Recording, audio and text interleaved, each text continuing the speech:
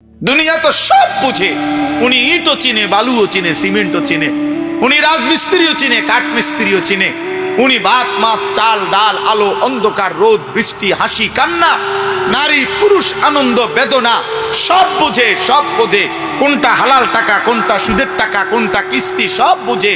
উনি শুধু আখেরাত বুঝে না। তাব্বাতি ইয়াদা সূরাটা কইতারে না, কুল হু আল্লাহ সূরাটা কইতারে না, আত্তাহিয়াতু শুদ্ধ করে পড়তে পারে না। আল্লাহ নাই, আখেরাত বুঝে না, আখেরাত বুঝে, আল্লাহর বিধান বুঝে না। আল্লাহ বলেন এই চারটা জিনিস জান্নাত চায় না, দুনিয়া নিয়ে খুশি হয়ে আছে, যেটুকু দুনিয়া অর্জন করেছে এটুকুতে নিশ্চিন্ত, আর আল্লাহর আয়াত আল্লাহর বিধানের ব্যাপারে গাফেল। আল্লাহ বলেন উলাইকা মাওয়াহুমুন নারু বিমা কানু ইয়াকসিবুন। আল্লাহ তাআলা বলেন এই মানুষগুলো সারা জীবনে যা অর্জন করেছে এই সব কিছুর বিনিময়ে তাদের ঠিকানা আন্নার, জাহান্নাম, জাহান্নাম, জাহান্নাম।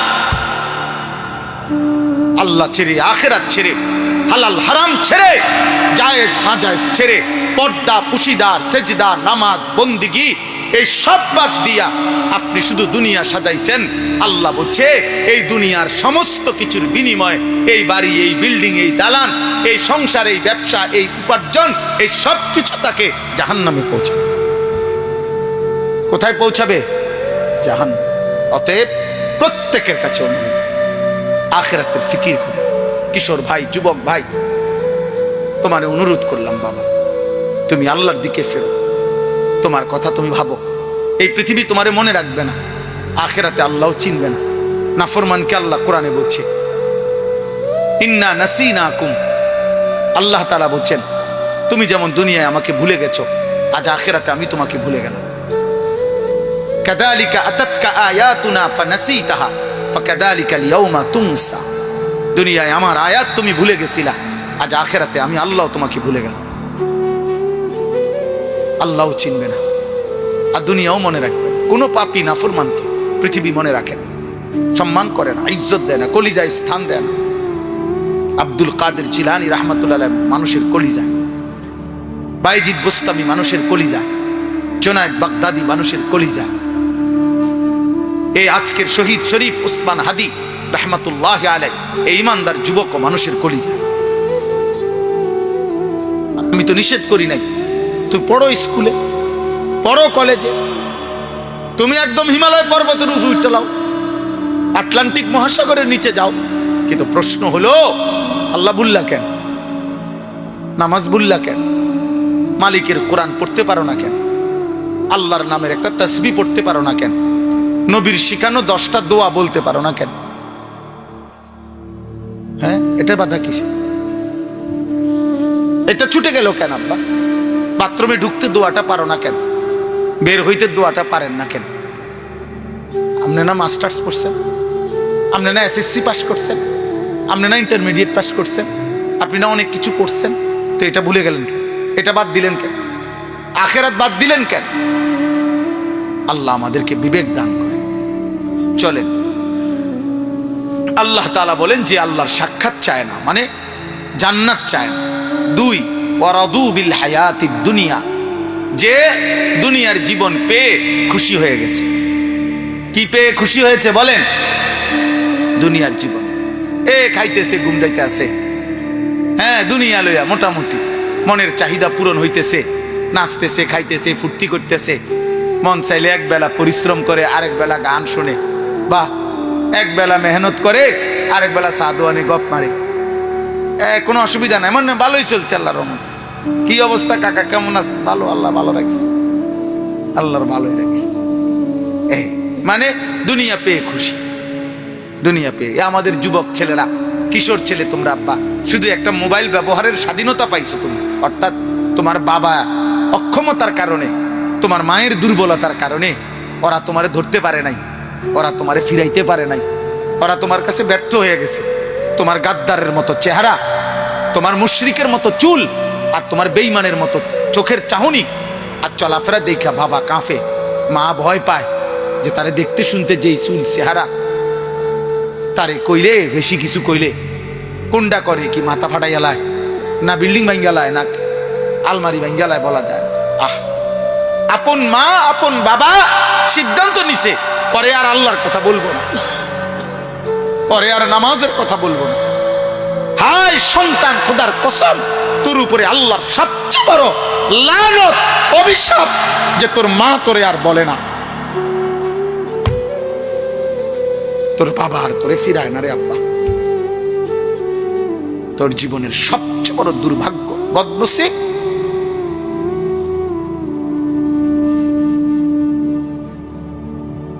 দুনিয়া পেয়ে খুশি হয়ে গেছো, নারী দেখতেছো, ছবি দেখতেছো, মোবাইল দেখতেছো, নাচ গান করতেছো, ফুর্তি করতেছো, মন মতো চুল ফিরাইতেছো, যেখানে মন সে সেখানে আড্ডা দিতে পারতেছো, অবাধ, মুক্ত, স্বাধীন, আজাদ।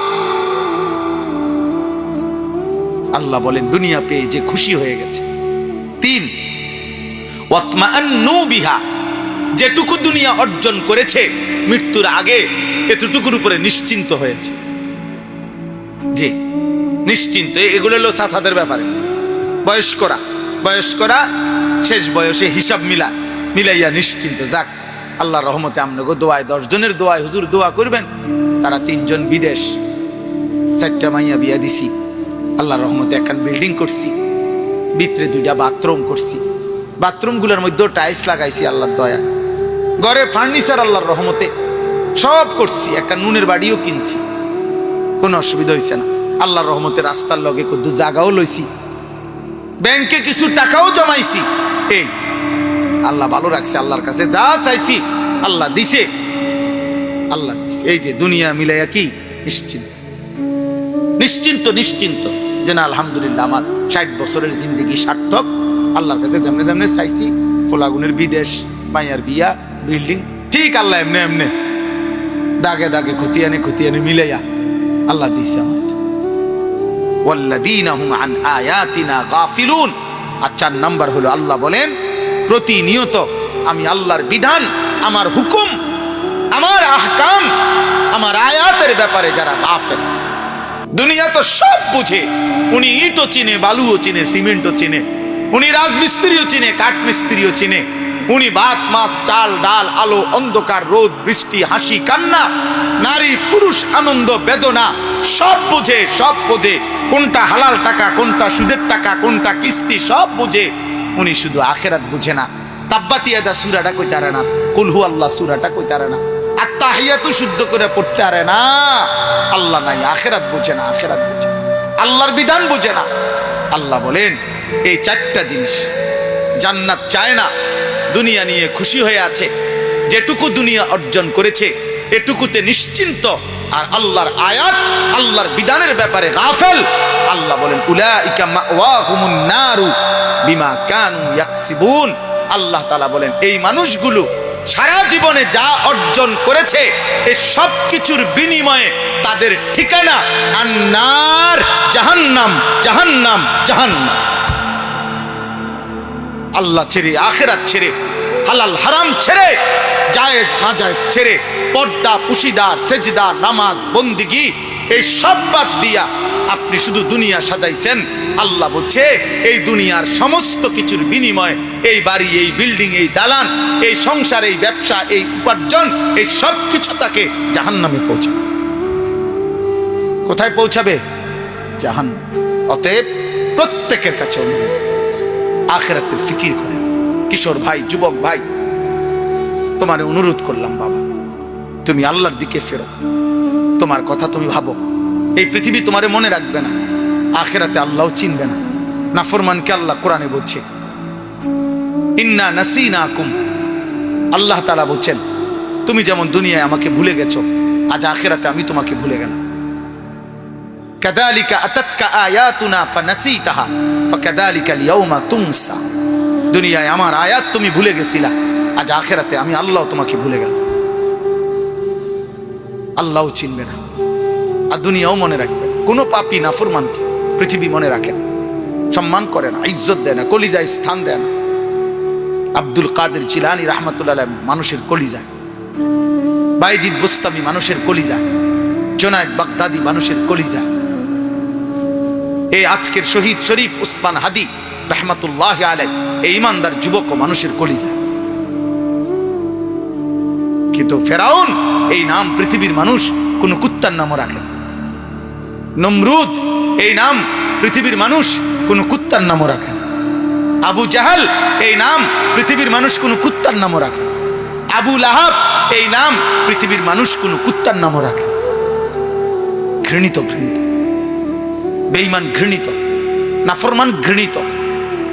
কোন মদখোর, নেশাখোর, গাঁজাখোরকে, কোন জুয়ারিকে, কোন নারী লুভী চরিত্রহীন লম্পটকে পৃথিবী ভালোবাসে না, পছন্দ করেন। দুনিয়ায় বক্কর বাড়ি।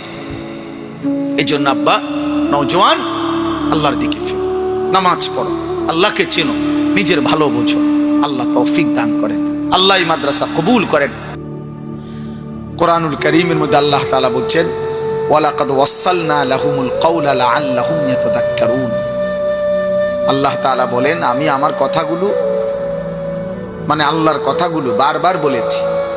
ওয়াসালনা মানে হলো একটা কথাকে মজবুত করছি বারংবার বলে, যেন আমার বান্দারা উপদেশ গ্রহণ করতে পারে। তাহলে কোরআনুল কারীমের সমস্ত কথার মাকসাদ নসিহত, উপদেশ।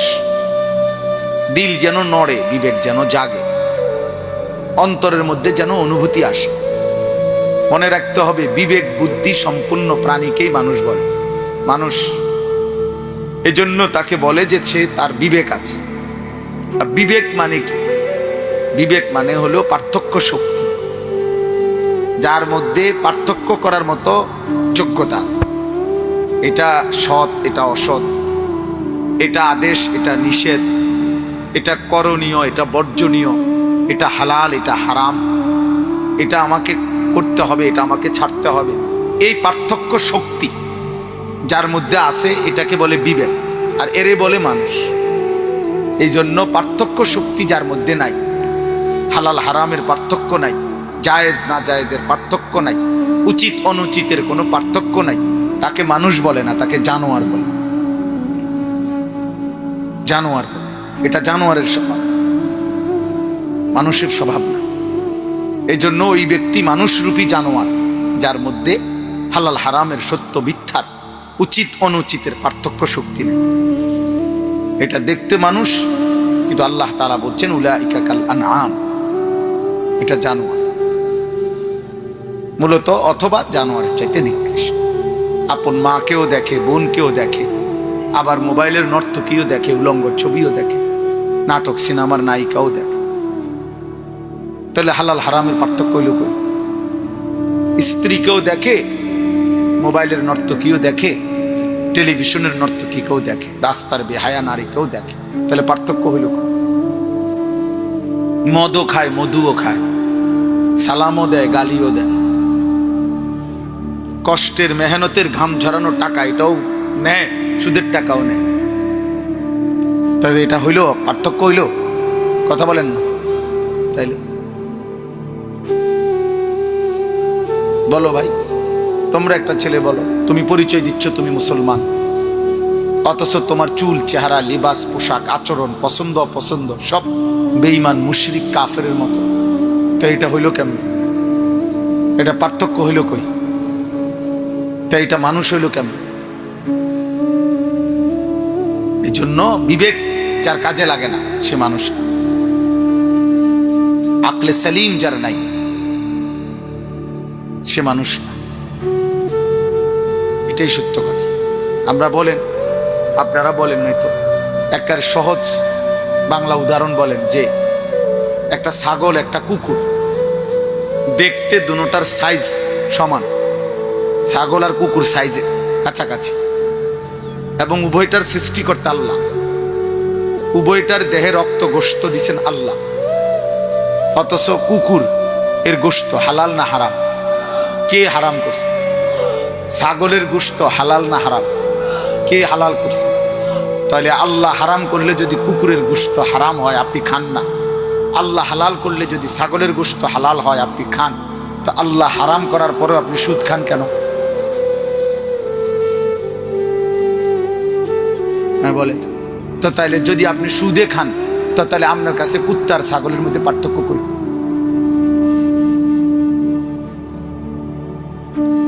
বলেন না কেন? তো তাইলে এই জন্য এটা বড় বিষয়। একটা ছেলেকে বলল, একজন বাবাকেও বলবো, পর্দার আড়ালের মা বোনকেও বলবো, আমাকেও বলবো, পার্থক্য শক্তি থাকতে হবে। একে মানুষ বলে। যেখানে একজন মানুষ হওয়ার জন্য পার্থক্য শক্তি থাকা দরকার, সেখানে একজন মুমিনের জন্য কি পরিমাণ দরকার, একজন মুসলমান হওয়ার জন্য কি পরিমাণ দরকার। আল্লাহ নবী সাল্লাল্লাহু আলাইহি ওয়াসাল্লাম বলছেন, আল হালালু বাইয়িন ওয়াল হারামু বাইয়িন। উম্মত, যা কিছু হালাল তা আমি স্পষ্ট বলেছি, যা কিছু হারাম আমি আল্লাহ, আমি রাসূল স্পষ্ট বলেছি, বলে দিয়েছি। আলো অন্ধকার পরিষ্কার করে দিছি, রাত্র দিন স্পষ্ট করে দিছি, স্পষ্ট করে দিছি। কোরআনুল কারীমের মধ্যে আছে, আল্লাহ তাআলা বলছে, কুল তাআলাউ আতলু মা হাররামা আলাইকুম রাব্বুকুম। হে নবী, আপনি বলুন যে হে দুনিয়াবাসী, শোনো আমার আল্লাহ তোমাদের উপরে কি কি হারাম করেছেন, আমি আল্লাহর পক্ষ থেকে মুহাম্মদ সাল্লাল্লাহু আলাইহি ওয়াসাল্লাম তোমাদেরকে শোনাচ্ছি। তো শুনাইছেন কোনটা হালাল কোনটা হারাম। তো সেখানে একজন মুসলমান, তার মধ্যে হালাল হারামের পার্থক্য না থাকলে সে মানুষ হয় কেমনে, মুসলমান হয় কেমনে? এই জন্য আব্বা তোমরা বলো, আমি প্রতিদিন এটা জিজ্ঞাসা করি। সেই সকাল থেকে রাত পর্যন্ত নিজেকে মুসলিম পরিচয় দেওয়ার পরেও যে একটা ওয়াক্ত নামাজের সেজদা দিলা না, একটা সেজদা দিলা না, তুমি মুসলমানের বাচ্চা কেমনে, মানুষের বাচ্চা কেমনে? তুমি জানোয়ার না তো জানোয়ারটা কি? এই বেনামাজ বলো, একটা বেয়াদব বলো অসভ্য, বেনামাজি তো অসভ্য, বেনামাজি তো বেয়াদব। যার কপালে সেজদা নাই সে সবচেয়ে বড় গাদ্দার, অকৃতজ্ঞ। অকৃতজ্ঞকে মানুষ বেয়াদব বলে। এটা একেবারে পৃথিবীর যেই কোনো ভাষায়, যেই কোনো অঞ্চলে যে কৃতজ্ঞতা স্বীকার করে না, এটা আমি আজকে 2 বছর ধরে সবসময় লগে লগে রাখলাম, সবসময় সুখে দুঃখে তোর পাশে ছিলাম, আর তুই আমার চিনস না বেটা, তুই মানুষের বাচ্চা বেটা, মানুষ এমনি কয় না। তো আল্লাহ তাআলা তো বলে, বান্দা 24টা ঘন্টা গোটা কায়নাত আমি তোকে দিলাম, তুমি আমাকে একটা সেজদা দিলা না, নাফরমান তুই মানুষের বাচ্চা। এত বড় আসমান দিয়ে তোর থেকে একটা সেজদা পাবো না? এত বড় জমিন, চন্দ্র, সূর্য, আলো, বাতাস, রোদ, বৃষ্টি, নিঃশ্বাস, অক্সিজেন, হার্ট বিট, চোখের পাওয়ার, হাতের শক্তি, পায়ের শক্তি, এই কায়নাতের সমস্ত কিছু, স্ত্রী, সন্তান, অর্থ, সম্পদ, ঘুম, নিদ্রা, এই সব কিছু 24 ঘন্টা দিয়ে আমি আল্লাহ একটা সেজদাও পাবো না? তুই মানুষের বাচ্চা কেমনে? এই বেয়াদব না তো বেয়াদব কোনটা? এই জন্য এটা মনে রাখতে হবে, বেনামাজির চাইতে বড় বেয়াদব আসমানের নিচে, জমিনের উপরে কোনো জানোয়ারও হয় না। বেনামাজির চাইতে অসভ্য আর কেউ নেই, কোনো জানোয়ারও নাই। কারণ জানোয়ার তো বেয়াদব না, জানোয়ার তো জানোয়ারে। কুকুর কি আদব বলা না বেয়াদব বলা? কি আদব কি তা বেয়াদব কি? ছাগলের আবার আদব কি আর বেয়াদব কি? ছাগল তো ছাগল, এর কি কোনো হালাল হারাম আছে? কথা বলেন না কেন? জায়েজ না জায়েজ আছে কিছু? তো তাইলে এটা বোঝা উচিত। সামান্যতম ভাইয়া, বাবা, ছেলেরা মনে রাখো, এই দিন রাত্রি তোমাদের এই মোবাইলের শেষ, মোবাইলের এই আসক্তি একদিন তোমাদের এখনই একদিন নিশ্চিত মনে পড়বে যে প্রতিবন্ধী, মানসিক ভারসাম্যহীন, কোনো কাজে ধৈর্য, সহ্য, ধীরস্থিরতা এবং পরিশ্রম করার মতো শক্তি, উদ্দীপনা মোবাইলে আসক্ত নাফরমানের থাকে না। ও কোনো কিছুতে ধৈর্য ধরতে পারে না। এটা অভিশাপ, মনে রেখে আমি বললাম। আমি ব্যক্তিগতভাবে কিশোর নওজোয়ানদের প্রতিটা আচার আচরণ নিয়ে ফিকির করি, ভাবি, তাকায় থাকি, কি করে, কেমনে লড়ে, কেমনে হাসে। হ্যাঁ, এটা আমার জিন্দিগির মেহনত। যত ছেলে দেখবেন, যত ছেলে মেয়ে, নারী, পুরুষ মোবাইলে আসক্ত, ওদের কর্মক্ষমতা কমে যায়। ভারী মজবুত কষ্টসাধ্য কাজ করার মানসিকতা কমে যায়। সে শুধু সময় ফাঁক খোঁজে, তার হাতে সময় নাই, তার তো মোবাইল দেখতে হবে, তাড়াতাড়ি ভাত খাইলেছে 2-4 লোক না, পেটে ভুক আছে অথচ সময় নেই। হ্যাঁ, ওই দেখেন, ওই বেয়াদব দেখেন, এই যে দেখেন, এই যে তোমার নিষেধ করা হয়েছে না আব্বা, তুমি বাংলা বোঝো না? বলো বাবা বলো, এখন লজ্জা পাইলা কেন? বলো আব্বা বলো, তুমি দাঁড়ায় বলো, প্রতিবাদ করো আমার বিরুদ্ধে যে না হুজুর আমি আদবওয়ালা। এটাই তো বললাম ভাইয়া, সত্য কথা তোমারই বলছি, এটা মনে রাখো আব্বা। হয়তো কেউ শক্ত করে বলে না আর কি,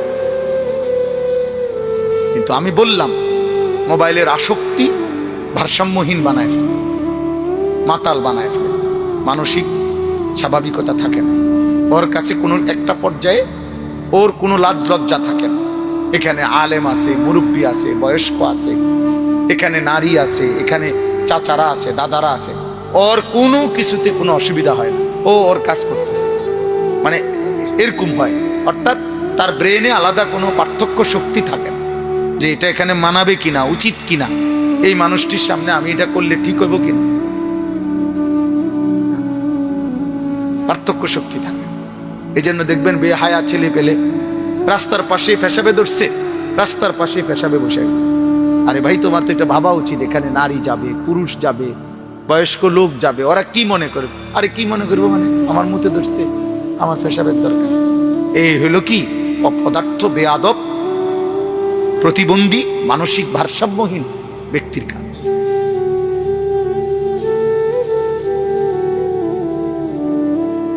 অথচ আল্লাহর নবী সাল্লাল্লাহু আলাইহি সাল্লাম, সাহাবায়ে কেরাম বর্ণনা করছেন, আল্লাহর নবী বলছেন রাস্তায় তোমরা বসবা না, বসতে পর্যন্ত নিষেধ করছে, পেশাব তো দূরে থাক। হ্যাঁ, আল্লাহ রাসূল সাল্লাল্লাহু আলাইহি সাল্লাম বলছেন সাবধান তোমরা বসবা না, ইয়াকুমুল জুলুসা ফিত তুরুকাত, সাবধান তোমরা রাস্তায় বসা থেকে বিরত থাকো। সাহাবারা বলছেন ইয়া রাসূলুল্লাহ, মাঝে মাঝে আমাদের অবস্থা এত সংকীর্ণ যে রাস্তায় আমরা এক পাশে যদি কয়েকজন আমরা না বসি, আমাদের এই ছাড়া একত্রে কথা বলার মতো কোনো জায়গায় নেই। মাঝে মাঝে আমাদের অবস্থা এমন হয়, তখন আমরা কি করব? আল্লাহর নবী সাল্লাল্লাহু আলাইহি ওয়াসাল্লাম বলছেন তাহলে তখন রাস্তার হক আদায় করবা, ফাআতুত তারিকা হাক্কা, রাস্তার হক আদায় করবা। তো সাহাবারা বললেন ওয়ামা হাক্কুত তারিক ইয়া রাসূলুল্লাহ, রাস্তার হক? নবীজি বললেন গাদ্দুল বাসার, চোখ নামায় রাখা। ভিন নারী, ভিন মানুষ চলতে পারে, তুমি সেখানে তাকাবা না, চোখ নামাবে। 1 কাফুল আদা, রাস্তা থেকে কষ্টদায়ক জিনিস সরায় দিবে। 3 রাদ্দুস সালাম, কেউ সালাম দিলে সালামের জবাব দিবে। 4 আমরুন বিল মারুফ, নেক কাজের কথা বলবা। নাহিয়ুন আনিল মুনকার, গুনার কাজ থেকে বিরত রাখবা। কি বলে নাই নবী আমার! আহ, যথাযথ চর্চা যদি থাকতো, জীবনটার মধ্যে যদি আমরা গ্রহণ করার মানসিকতা থাকতো, আল্লাহর কসম জীবন আমাদের অনেক সুন্দর হতো, পৃথিবী তাকায় থাকতো আমাদের। মুসলমানদের পৃথিবীর যাবতীয় বুদ্ধি মুসলমানদের থেকেই নিত। দুর্ভাগ্য আমাদের, বেঈমান আমাদেরকে বাচ্চাদের মতো একটা চিপস দিয়া বাচ্চারা যেমন ভুলায় দেয়, বেঈমান আমাদের বাচ্চাদেরকে, ছেলেদেরকে একটা 12,000 টাকা 14,000 টাকার মোবাইল দিয়ে তার সব নিয়ে গেছে। 1 ওয়াক্ত সেজদা, নামাজ, চুল, চেহারা, লেবাস, পোশাক, তার দিল, তার কলিজা, তার আত্মা, তার জীবন, যৌবন, শরীর, স্বাস্থ্য, সময়, রাত, দিন সব নিয়ে গেছে। সব এই কয়টা নর্তকী দেখায় উলঙ্গ ছবি, অথচ সেও জানে এর জীবনও হে পাবে না। আমেরিকার নর্তকী তুই মিলাবি কেমনে? ইন্ডিয়ার নর্তকী তুমি করবা কেমনে? কি করবা? পাইবা কেমনে ওরে? আর পাইলেও বলে এই নাপাক, এই মুশরিক, এই বেঈমান নারী দিয়া তুমি করবা।